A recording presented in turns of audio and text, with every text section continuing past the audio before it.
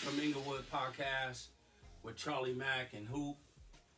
Just want to say thanks for all of your support tuning in with us and following us on our social media platforms. It's been a joy, and it's also exciting to be able to discuss various issues that we are faced with on an everyday basis.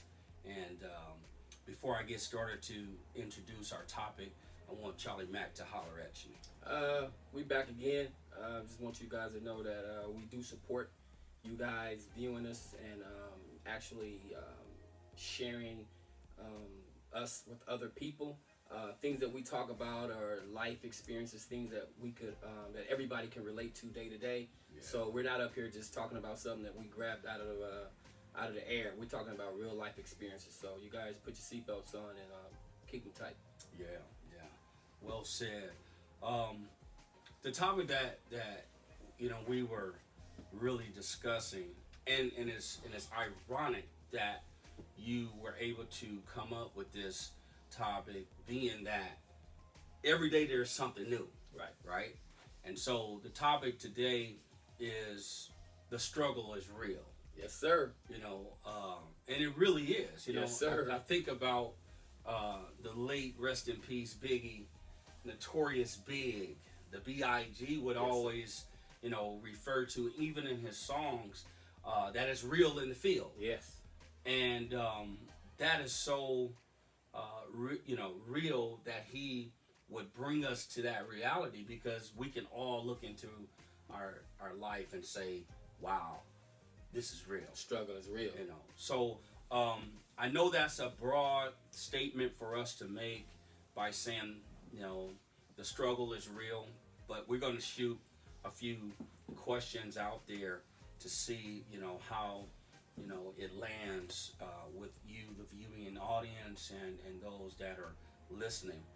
My first question is, what really comes to mind when you think about a real struggle? What is that for you? I had to kick my shoes off for this one, but what's so funny, man? Because, and I always tell people this, it's like, I think the world is kind of set up for the working class people to fail. And when I say that, I mean, back when we were younger, the middle class flourished. Yeah. When we were in high school, if you had a mom and a dad in the household and you guys had a house and 2 cars and all that, the middle class did well. Yeah. Man, I know people now that, between the wife and the husband, or the boyfriend and the girlfriend, they're bringing home, close to $200,000 a year, and they struggling.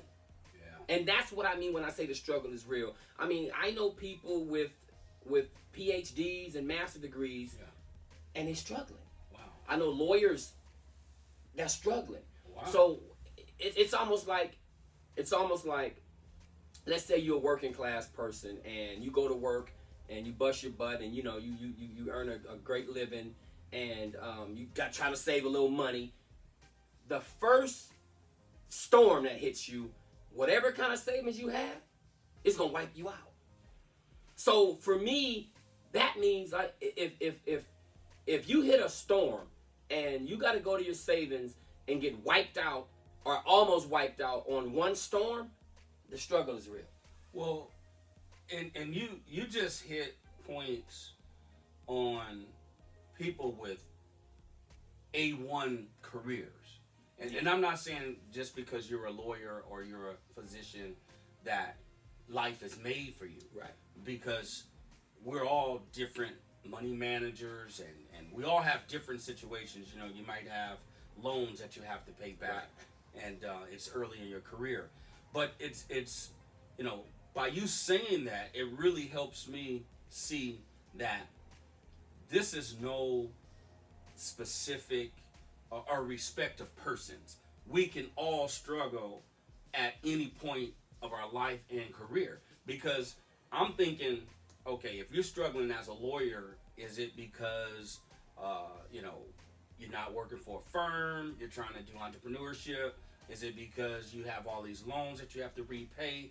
Do you have, children? Are you being, so whatever the case may be, it's still real when you don't meet those goals. Yeah, I mean, I've had lawyers tell me that don't send your kids to law school.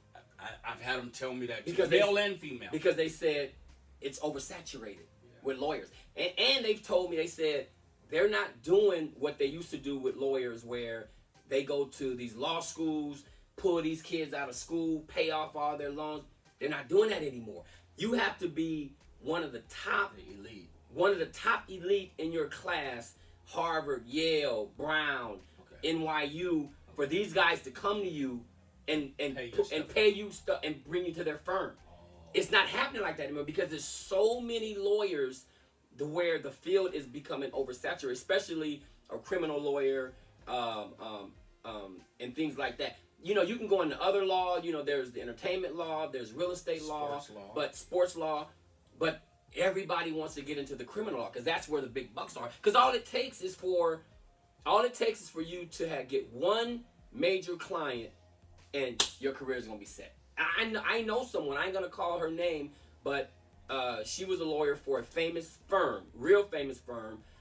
She ended up just being a regular lawyer, making a decent salary, but she got that one celebrity client, and from that one celebrity client, she ended up getting several other celebrity clients. And your retainer for some of these, I need $1 million retainer, or I need a $500,000 retainer, and they may work that $1 million retainer. It may only last for 1 year, depending on the kind of trouble that this person is getting into. So that right there, that puts you in, you in the game. Yeah. So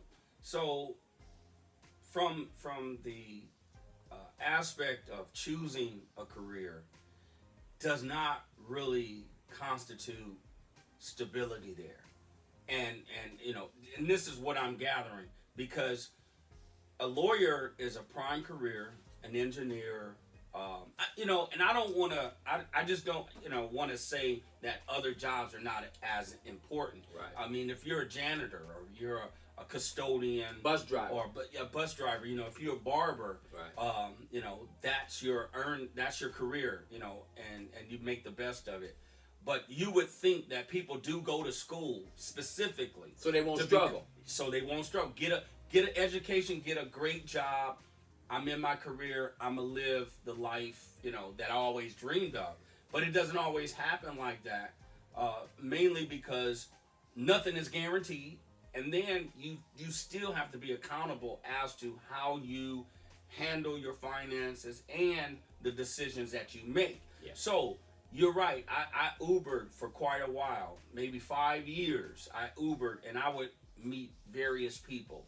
And a lot of the people, male and female, would tell me, what is your son's, or, what are your kids into? Don't let them go into law. Yeah. And I'm like, what? Yeah. And they were saying, for the same reasons, that it's oversaturated. Law is not like it once was. And a lot of them said that, hey, my passions changed. Yeah. Because I know some good lawyers. Yeah. They're doing great. They work for some solid firms. They're doing great. They're climbing in their career. And let's be honest, we need lawyers. Yes. And but you're right. You got to find your niche in that industry, or you're going to find yourself kind of, being, underwater. Yeah. It's so funny because, the struggle is real, but it's real everywhere. But it's probably even more real in a place like California, New York, maybe some Chicago. maybe some parts of the Pacific Northwest. But you have to understand that, okay, let's say you want to live here in California, and you move here from Texas, and you want to move your family to California because the company in Texas is moving to California, so they're going to give you moving expenses, all the good stuff. So now let's say in Texas you had a nice home in a great upper class neighborhood, and your home was probably $250,000, $300,000, 3,000 square foot home, 4 bedrooms, all that good stuff. So now guess what? You come to California, you can't even get $1 million home that's 3,000 square feet. No. So now you come here, you got to buy $1 million home or an $900,000 home. Your mortgage payment jumped from probably being $1,700 or $1,800 in Texas to now $6,000 a month. And like I said, it goes back to me saying now, and here comes the struggle. Yeah. You know, it's just the thing about California is the inflation is going up, but they're not giving us more money on our jobs. Yeah. They're not promoting us. They're not giving us, okay, Yeah. we know that inflation is going up, so we're going to give this particular career, we're going to give you an additional $10,000 a year. Yeah. They're not doing none of that. So the inflation is constantly going up, but the world is constantly, steadily like plateaued right here, but the inflation is right here, but we're still right here. Well, I think, but you're right. The struggle aspect of it is you gotta try to reinvent yourself, Right. or you have to take, I don't want to say the low road, but sometimes you got to get a second job. Sometimes you got to get a hustle. Yeah. I think a lot of times people, they stop at that one door instead of, searching for other doors to open. But then you have to look at the entire dynamic as to what is this economy doing? Yes, the struggle is real. Simply because not only am I accustomed to a certain lifestyle, I have people that are dependent on me that I have to take care of. Yeah. See, some people don't have children. Yeah. So some people's situation is different. It's a little different. Some people may have been on their job 25 years and they're close to retiring. Yeah. And then we're going to talk about, the retirement aspect, at a later time. Right. But yeah, the struggle is real because now not only am I faced with career change or career challenges, I'm faced with economic problems. I'm confronted with how I, interact socially. Look at the pandemic. Yeah. The pandemic created a struggle for everyone. Yeah, mostly everybody. Even the wealthy, the 1%. Yeah. They have a lot of money and things of that nature. But if nobody is buying your product and if nobody is patronizing your businesses, then now you have a lot of debt. Yeah. Or you have an overhead to take care of. And the struggle is real for the wealthy as well. Yeah. The 1%. People don't look at it like that because they feel like, well, you have more than enough anyway. Yeah. But, like the Bible says, to whom much is given, much is required. Yeah. So regardless to what we have, we got to be stewards. And it's so funny, man, because I think if we were taught in school life experiences instead of a lot of the subjects that they teach the kids, especially if they taught us when we were coming up through school. I think if they would have really taught life lessons and life skills, there would be a lot of us who wouldn't be in the position that we're in now. You have to look at it like this, man. If someone had told me when I was, 16, 17, okay, look, this is what you're going to have to do. This is how life is going to go. You get a career. If you're not going to go to college, you do this. You make sure you stay on a job because at some point you're going to have to retire and you're going to have to live off of retirement. And so you have to understand kids kids, when we didn't get taught that. We weren't exposed. So we didn't get taught that. So we go through life having a good time, go through our 20s, go through our 30s, start trying to settle down mentally in our 40s, trying to figure it out. And we look up and we like, it's too late.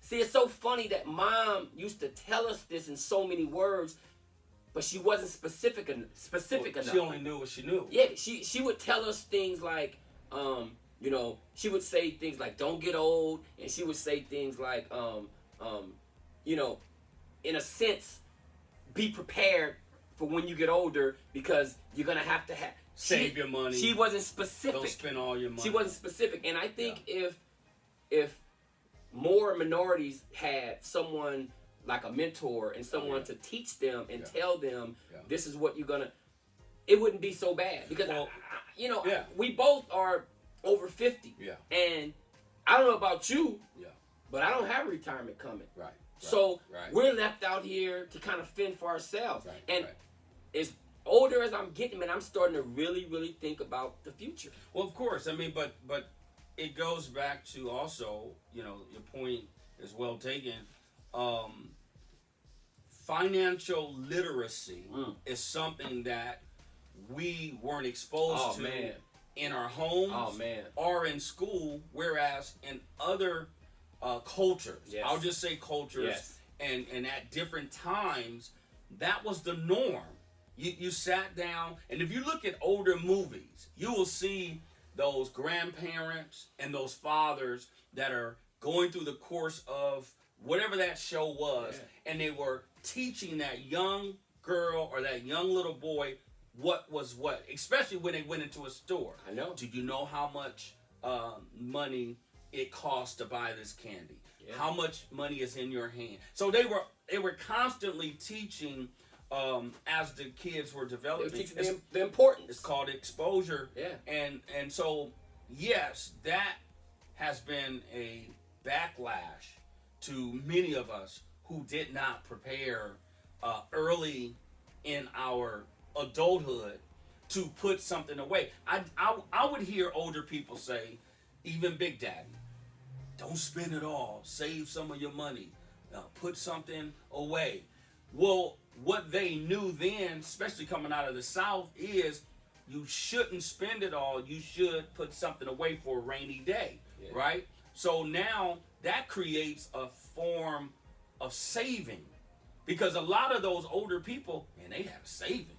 Cash. I know. You know. I know. Look all that cash Big Daddy had in his room. I know. Because he didn't trust banks. Yeah. And he didn't have the confidence that he could go into a bank. Because when he was a young man, blacks wasn't even allowed to open up accounts. I know. And buy property. I know. So you have to understand the dynamic was a lack of exposure and education, which made the struggle real for a lot of us. And see, but that's why I'm saying, you know, I'm gonna use the word like you use because it's probably politically correct. In other cultures, it's so sad how they disproportionately put minorities over here, and then they stay over here, and they're getting all the life skills and things that they should know as they get older. Yeah. But the minorities are kind of left in the cold, and it's sad because you got these other cultures, they're teaching these kids about stocks. Oh, yeah. We didn't know nothing about stocks when we were 16, 17, 15 years old. Financial literacy. We didn't know, but it wasn't our fault that we didn't have that mentorship, and we didn't have those mentors, and we didn't have those people. It was almost kind of like it was designed for us to fail. Well, of course, that's the haves and the have-nots. That's the system. That's the political system that we're under, that guys like Marcus Garvey fought for, Malcolm X fought for, Martin Luther King fought for, and they eliminated all those people. Jim Brown, who is an extraordinary mind and advocate for justice, right? He's still living. You have the late Muhammad Ali. These men spoke up for inequality. You have Bill Russell. He was an activist. Right. Kareem Abdul-Jabbar. Right. You know, these guys were patriarchs. You know, they paved the way for many of us. And then we understood that it's through information, it's through education that you empower one another and impact your community. So a lot of it was, like the old folks would say, when you know better, you do better. You do better. Yeah. And so now that we're at this stage of our life, we have to continue teaching. We have to continue looking for the information to expand and better ourselves, because we both have young children. You know, your daughter is a teenager, mine are teenagers, and then, you know, my daughter is still, 10 years old. So when you start to look at that, we're obligated. Yeah. Because we know a little more than our parents. We know better. So in other words, we can't just stop at the struggle. Right. We have to recognize the struggle and we have to push We have forward. to pass it on to them so they won't have to. At least they can get the education from us to where, hey, look, if you start struggling on your own, it wasn't because I didn't give you the information. I'm giving you the information, and I'm telling you the things that you should do and you're supposed to do so you can be prepared as you get to be an older adult. And that's everything in a nutshell, because yes, the struggle is real. Who wants to wake up in the morning and feel uncertainty? Man. You got a job that's it's really a dead end job, Right. but it's a job. Right. And then you have a skill set that causes you to hustle and grind. Right. Because as a man, I don't care who you are, if you're a man, you should have a hustle. Oh, yeah. You should have some form of some a kind of hustle. grind Oh, yeah. that you don't have to sit around and wait for somebody to give you something. Yeah. That's manhood. Yeah. That's and it's beyond survival. I don't even look at things as, oh, I'm just surviving. No, I'm going to get it, Yeah. right? Yeah. And so I think we recognize the struggle in many ways outside of economics. What about relationships? That's a struggle, bro. A black woman and a black man trying to come together Man. and make it happen Oh, God. is a major struggle. That's a struggle. And why should it be? That's a struggle in itself right there. That's a whole other topic right there when you start Right. talking about But- the black man and the black woman. But it's all inclusive, because you those bring on struggle. Yeah. When two people are not getting along, Yeah. are not agreeing, but agree to be disagreeable, bro, that's a struggle. Yeah. I mean, yeah, you're right. In relationships between those couples, I mean, you can either make the struggle worse or you can make it not so bad. Right. You don't want to be there to make it worse. Right. Like we already, in a struggle. The struggle is already real. Now here you come. Now you're making the struggle even more difficult. Okay, I'm gonna play devil's advocate a little bit. Now, when we talk about a struggle, some are self-inflicted, Right. others are just existent, right? Out of your control. They're out of your control. Inequality is is not something that we created. Right. Racism is not something we created. Right. Bigotry and hate and all of these different, I would say, these different tools that are used against people, not just Afro-American people, but against whomever. Right. You see some of the same races going after each other. However, how do we navigate beyond the struggle and look at whatever our challenges are as an opportunity to get better? Yeah. The struggles really X us out, or do we say, yeah, this is challenging, but I gotta find a way? I gotta keep swimming. And like you said, the struggle is real. It's because after you jump that hurdle, here come another one. Yeah, and then I was talking to you about this earlier, but perfect example. I'm out getting my regular grind on every day as I do, and I ended up in Bel Air the other day.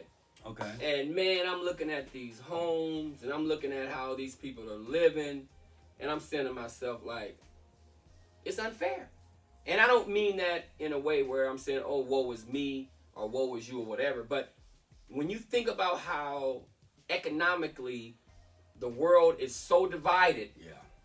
that's what I mean when I say it's unreal. Yeah. How the world is undivided. Yeah. Man, like I told you, it was a house up there, and I promised to you, and I had to go home and research it. The house was over 100,000 square feet.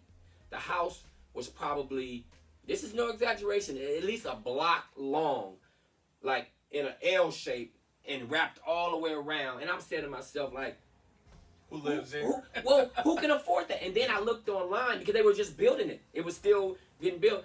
The house is going to be selling for $250 million. Who needs that? Yeah. Even if you had 20 people and all family members living there, it's still too big.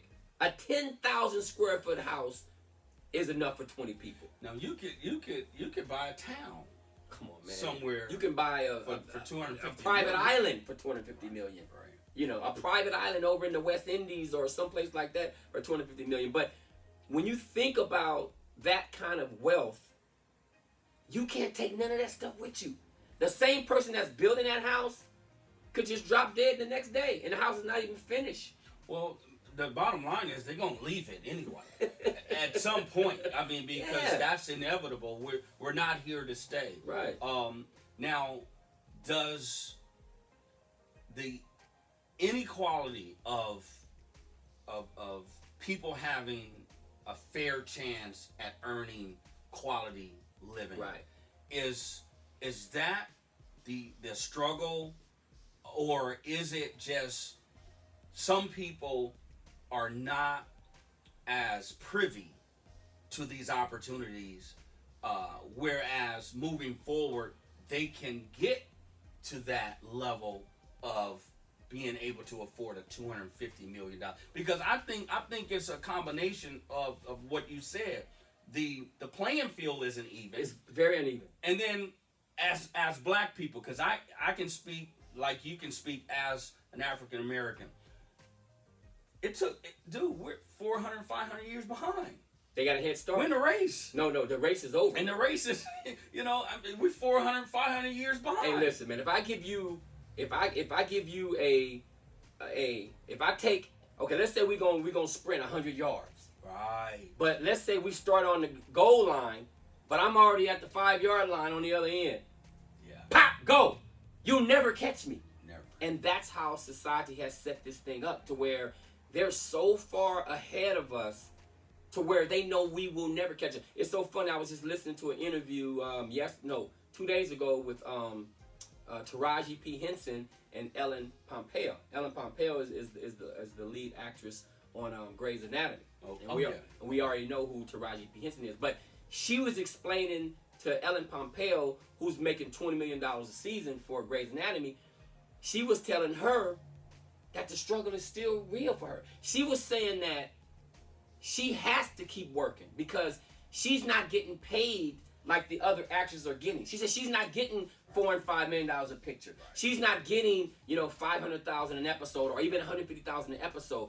She has to continue to work. She said, because I got bills, I got kids to take care of, I got to take care of myself. Yeah. She said I have to continue to work. She said she's not making it like that. Wow. So the struggle, it goes back to what you said. It's a minority thing. Yeah. It's by design. It's designed. It's designed for us as minorities, and particularly black people, because we get it the worst. It's designed for we get it the worst, man. It's designed for us to fail. Unless you are even if you're a renowned black doctor, you're still not going to make the kind of money that white renowned doctor's making. Right. You're not going to get it. Not as a whole. You're not going to get it. Now, only way you jumping out of the starting blocks with a 50-yard head start, if you are an athlete, a top athlete, not just a regular athlete that's getting league minimum. I'm talking about like if you're one of the top athletes or something like that. Then now you're getting you can come in and demand that. Well, I need $50 million a season. But just to be a regular, it's not going to happen for you, man. So on no level. So how do we counter that? How do we get out of the struggle, or at least I'll just put it like this: how do we get out of a struggler's mentality? That's what it is. But you can get out of the struggler's mentality, but you're right. First, you have to get out of the struggler's mentality.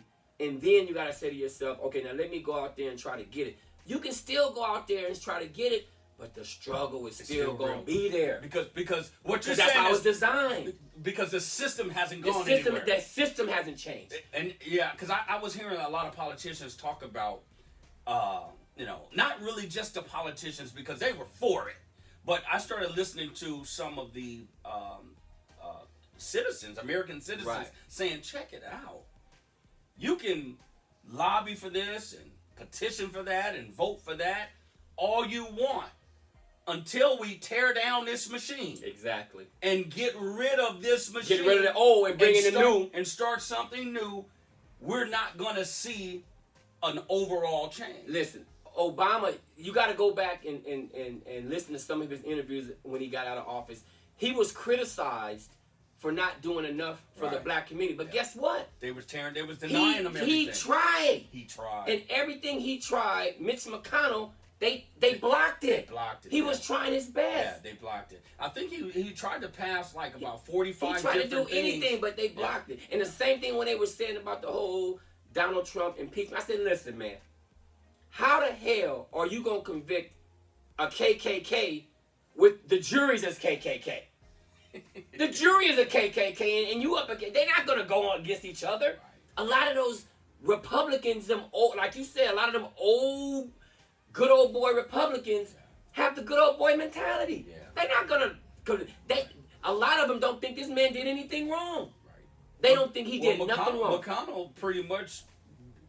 But he stayed on the fence. He's a hypocrite. He did wrong, but he didn't. Yeah, wrong. It's hypocrisy. What is that? It's hypocrisy. Okay. He didn't vote to impeach him, but you want to drag him through the mud and say what he did was wrong. Then why didn't you? Right.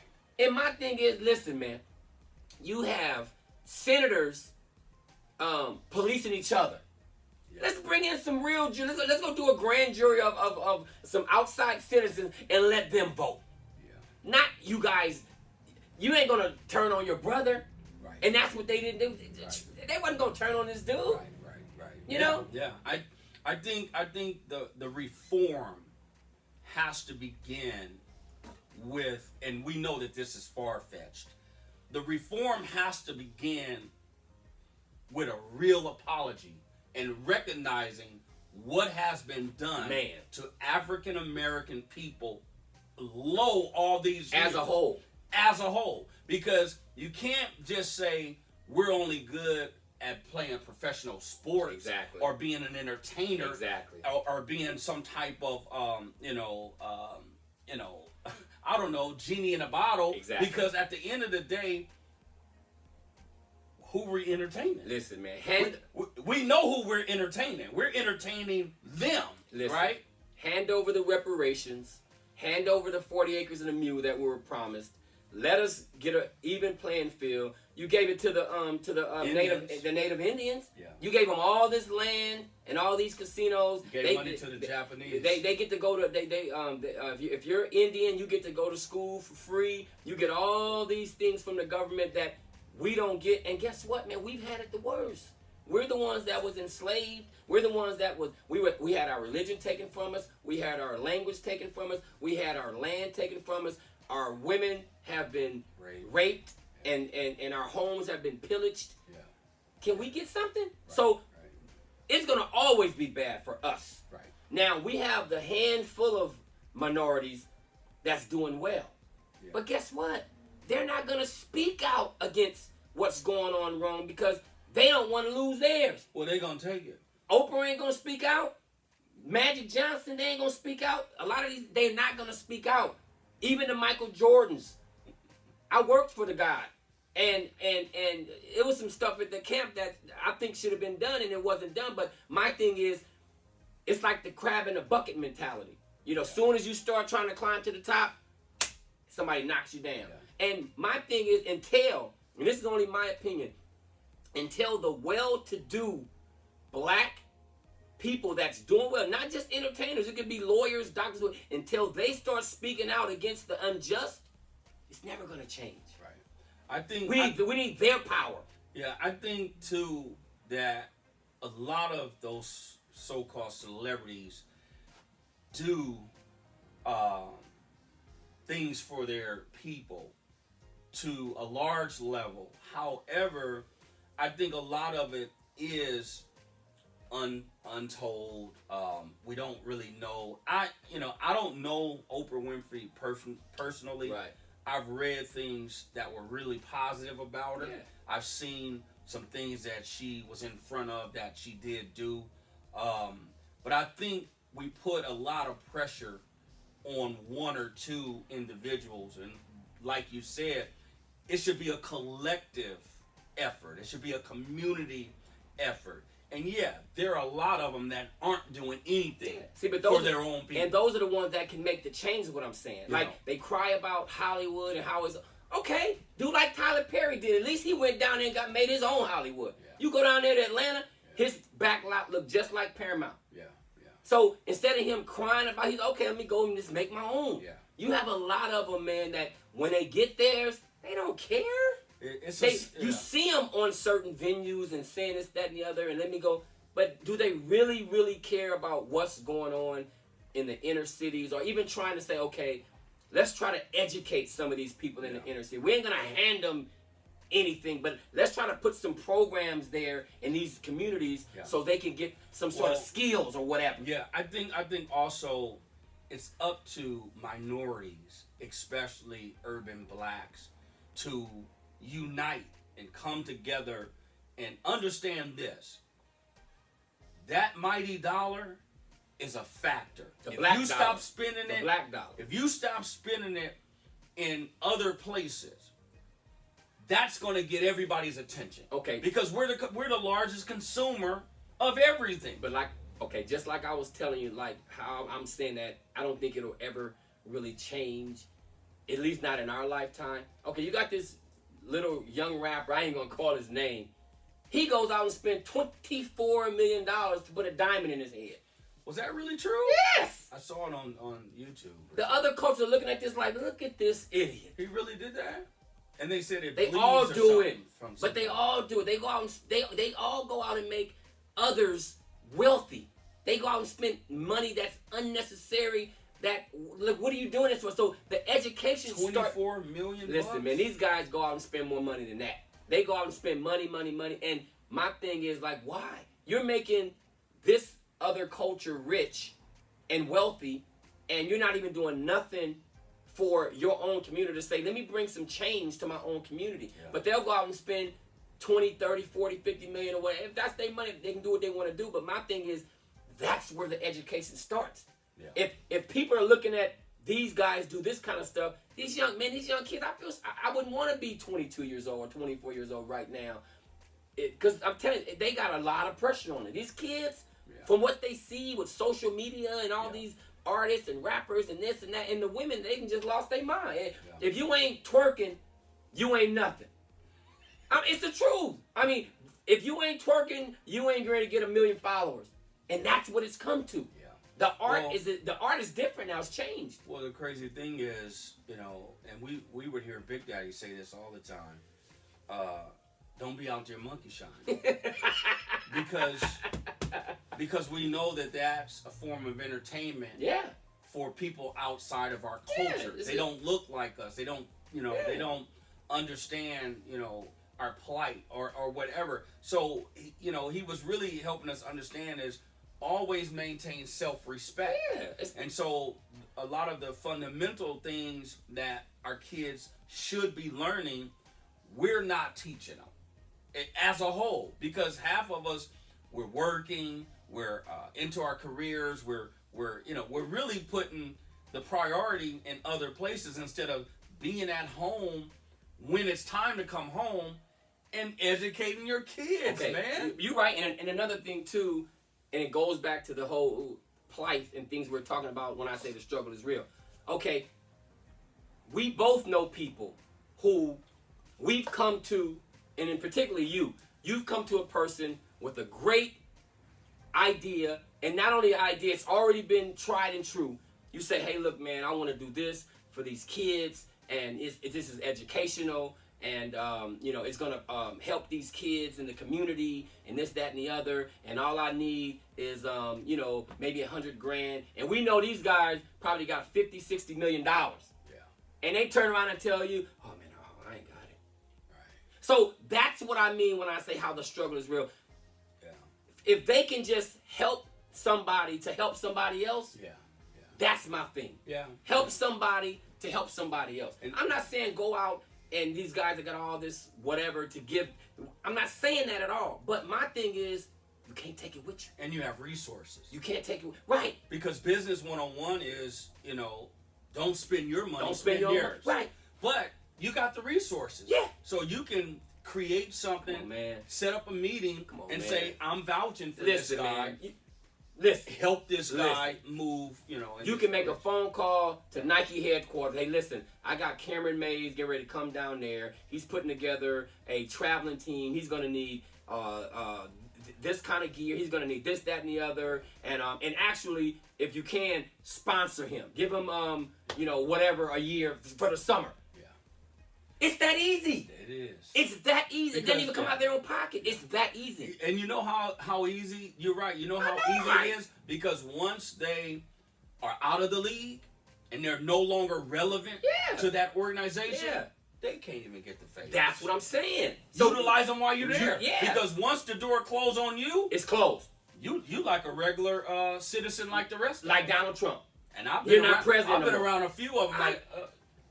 Oh, you're not in the league now? Yeah. Oh, well, it's $25. Yeah. Yeah. The ticket is $25. Yeah. Yeah, so, G, 25. So in other words, I think that's when these guys start crawling back to where they from. Yeah. When the door closed on them, now they want to slide back to the neighborhood. Too late, homie. You got your ghetto pass revoked. Exactly. Be one of the homies. Yeah. And it's like, you're not one of the homies because the homies don't leave anybody behind. Come on, man. Don't leave anybody behind. Yeah, I mean, we both worked for an organization where we saw certain companies give thousands and thousands of product. Yeah. Give it away. Yeah. And then that product is given to the people that's there. Yeah. Because these companies have hundreds of billions of dollars. Yeah. And they like here. They give it away. Yeah. So my thing is, like I told you, when those guys who have it, when they have it, they're not gonna share it. They want to have it all to themselves. So do you think that's a learned behavior, or do you think that that's a condition once you get to that upper echelon? I think it can be both of a career. I think it can be. Status? I think it can be both. Because I think the latter is the powers that be says, do what you want, but don't do this. If you do this, that, and the other, we're going to take that. I'm going to tell you why I think it can be both, and then we're going to probably end the segment or whatever. But I was involved in an organization where the head guy who ran this organization, like I said, they would get thousands and thousands of product. Okay. And I go to him. Me and him, I thought we was like this. So I go to him. I'm like, hey, listen, man. Let me get an extra pair of shoes at the end of the camp. Blah blah blah blah blah. Oh no, man, no, I can't do that.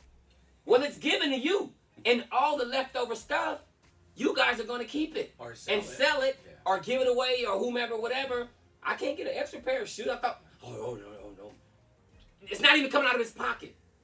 But that's what I'm talking about, man. It's that crab in a bucket mentality. And this guy grew up privileged. Yeah. You know who I'm talking about. We ain't got to put his name out there on Front Street. Yeah. But that's the kind of mentality that I'm talking about. We don't help each other. Yeah. As a community. Yeah. And I think when we start facing real issues in everyday life, we have to go to the origin of, and sometimes we don't know why. We don't know why certain things happen. We don't know why we go out to our car and it might be on a flat or whatever. Or you started and blow up. Yeah, some things we just don't know. But I think that we can control, we should be accountable to. Yeah. The bottom line is, don't run off in the suburb and up in the hills knowing the struggle you've come out of and people are left behind. Come back with some resources. Come back with some information. That's what I said. Come back with some encouragement. That's what I said. They don't have to be monetary. You don't have to dig. Yeah, you don't have to dig in your pocket. It can be something like I said. Let me start this little thing in the community to where people can learn a skill. Exactly. Well, some people, and I'm just gonna be real. Man, some people don't want nothing better. Yeah. They don't want any. They don't aspire to anything. Yeah. They believe that this is it. Yeah. This is all I'm gonna do. As long as I got a roof over my head. So some people, they don't want more. I get that. But overall, I think we have an obligation to each other to share information, to encourage, even to correct. If somebody is in error, I think we have a right to say, listen, bro, young bro, you're going about it the wrong way. You run around here shooting at people, or you run around here doing this, that, and the other. That's only going to land you here, there, or whatever. And then that kid turn around and say, well, man, You ain't my dad. You know, you ain't putting money in my pocket. So now it's coming from a real place. This guy is saying, well, I'm only doing what I know to do. I'm out here robbing and stealing because this is what I know to do. So I think we're obligated to share information, especially with our youth. Especially. Because these young boys, they got to grow to be men. Okay, on that note, we shut it down. Yeah. So, you know, the wonderful thing about today's discussion about the struggle being real is that we can all relate to it. And some people have struggles in their physical body, sickness, disease, whatever. But the struggle is still real. So I just want to say thanks, for presenting that topic and being able to, dig it out in the way that you've done. And to all of you that are viewing, continue to follow us, like, subscribe, share, and find us on our social media platforms, because this is some real talk that we're doing, and we're going to be bringing in other guests that will also, be able to share information. So we want to say thanks to the Coalesce Group. As always, your sponsorship is well appreciated, and we want to say thanks for everything that you do. I'm going to throw it back to Charley Mack and let him close us out. Thank you, guys. Thanks for tuning in.